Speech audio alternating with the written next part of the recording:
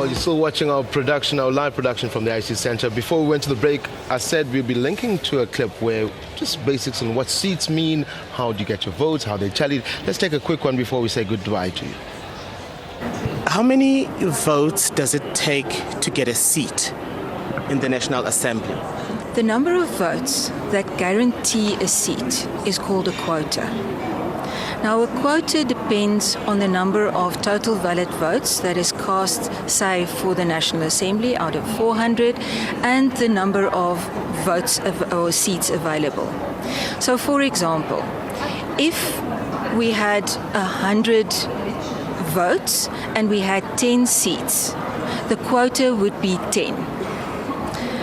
If a party then gets 20 votes, they would be guaranteed 2 seats, because you take the 20 divided by the quota of 10 and you get the number of seats.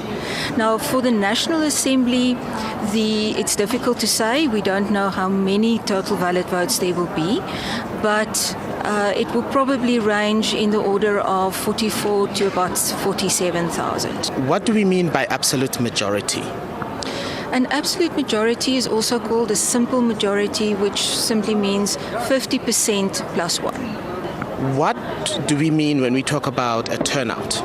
Turnout is determined by the total votes cast, which we defined earlier to be the total valid votes plus the spoiled votes, divided by the number of people registered. So it's also called the percentage poll, because it gives you an idea of how many people who are registered also now turned up to vote. Yep.